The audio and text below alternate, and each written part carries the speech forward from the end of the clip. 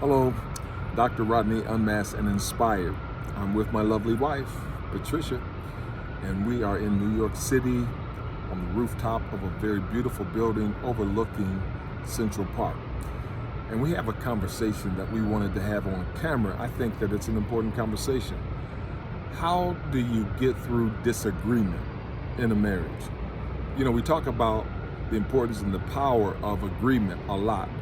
What happens when you disagree? How do you get through those processes and be able to be agreeable, even if in fact you don't agree? And so, Pat and I, like any other couple, we have our disagreements. And as you probably heard me say earlier in one of my earlier episodes with you, is that, you know something? I believe in agreement so much that I won't move from it until we find some kind of common ground. Now, with that being said, I'm going to start out with asking Patricia, what is it that's important to you when there is a disagreement? What's the baseline thing that is happening with you personally if we are disagreeing about some particular thing?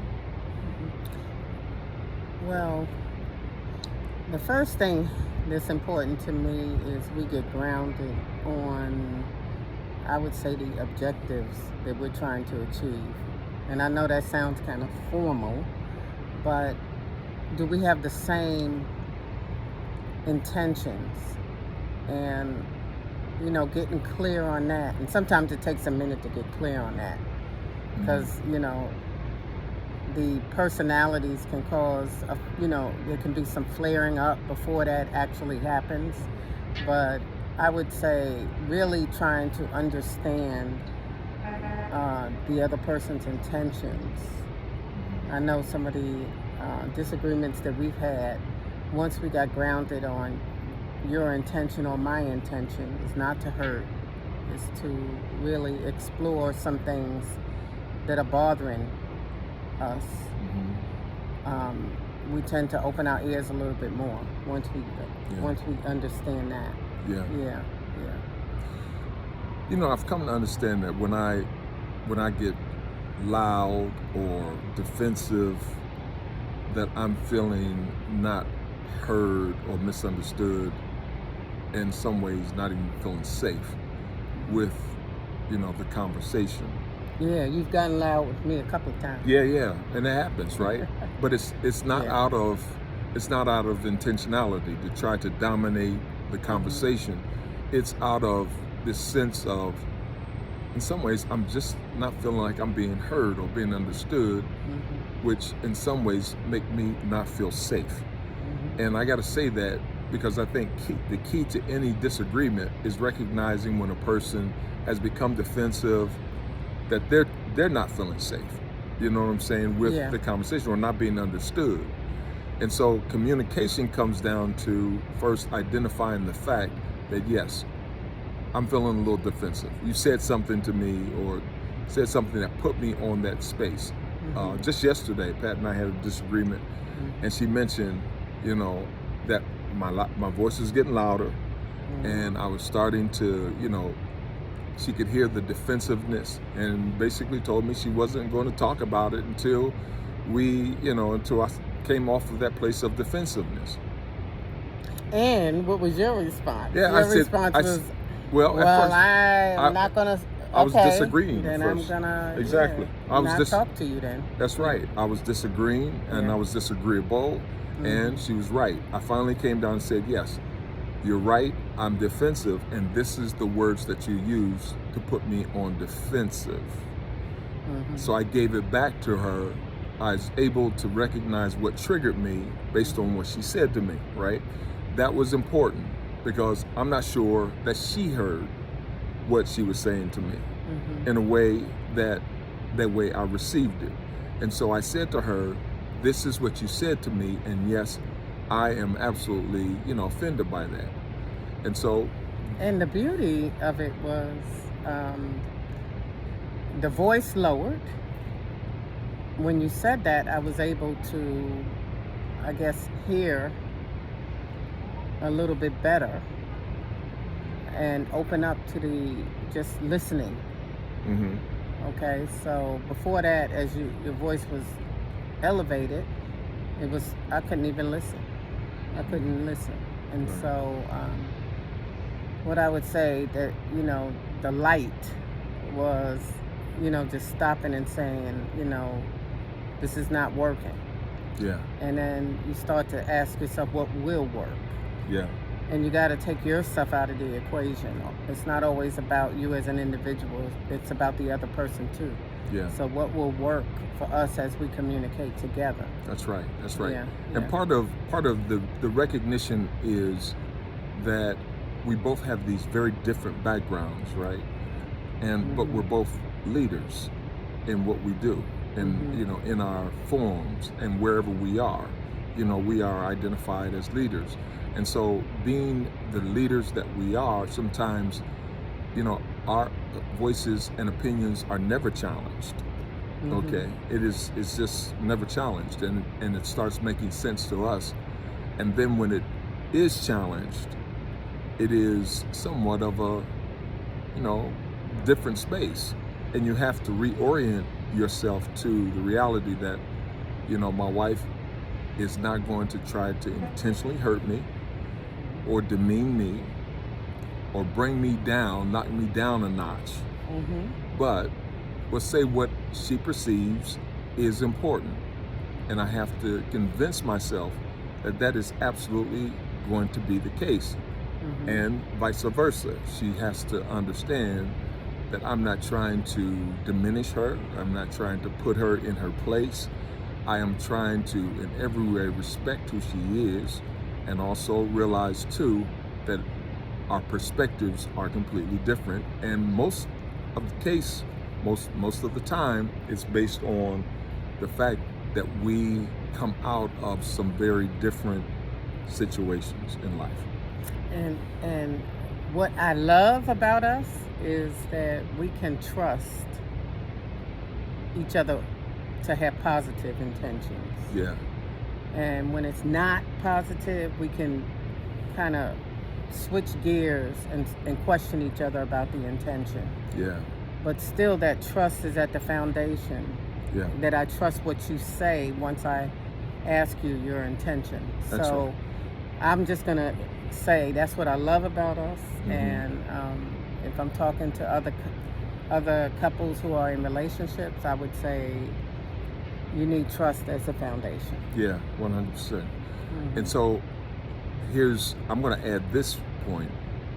Trust is a constantly growing process. It is not a one-off.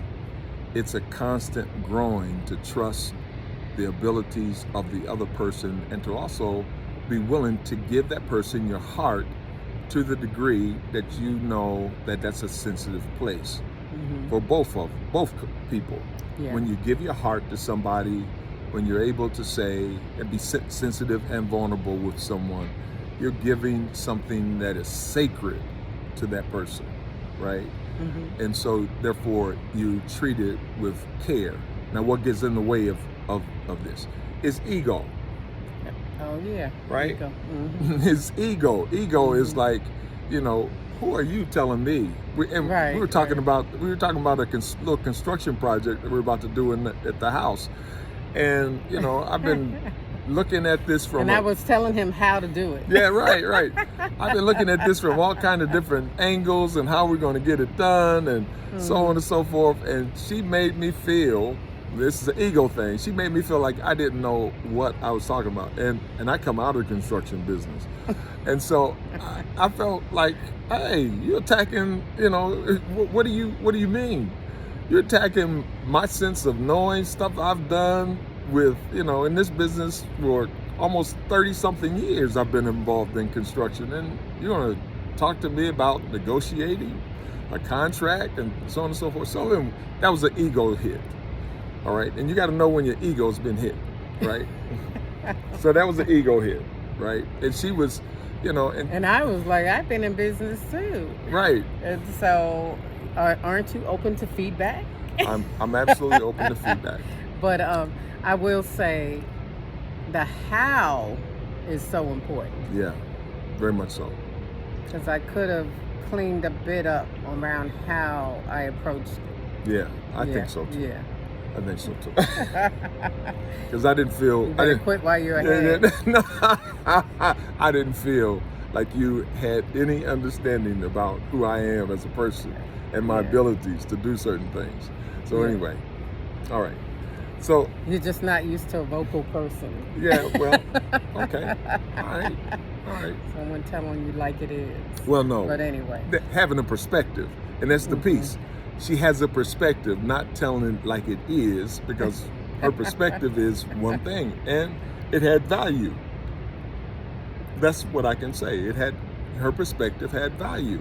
After we, got through the ego challenge, after we got through the hardness of the conversation, the heightened, elevated, defensive stuff that was happening, we were able to graciously talk about the next steps, the next part of the plan. Right? Yes. So it's worth it to sit in it, to make the requests of each other for the how to address the issue with the person. Yeah. It's worth it, because at the end of the day, we came to, I would say, an agreement around how we were going to approach it together. Yeah. And that's what the important thing is. Yeah, 100%. Yeah. And we did it in a way that we respected each other's opinions and the knowledge that we both had. Yeah. Yeah. And so, I think trusting each other is a growth process. Getting to know each other's abilities to communicate, and also growing our abilities to communicate with each other is absolutely a high priority. And also, lastly, if I may say, that having a wife that knows enough about processing information and then also knowing some of the things that triggers her to do and say some of the things that she's saying is important. I try to do that. I try to go inside first before I go outside. Who's she talking about? Who she thinks she is? All of that stuff. And I go in and I say, what's about this that I don't like? Right? What is it that's maybe triggering me? Something she said that may be triggering me. So anyway, that's the episode, folks. This is about you, your spouse, your significant other, being able to work through in a way that is at least agreeable, even if you don't agree on certain aspects of the conversation or what you had prepared or planned to do. You want to just have conversations, communications, and recognize some of your thought patterns and ways of communicating that could possibly interfere with you finding agreement. And so that's the episode. Hope you enjoyed it.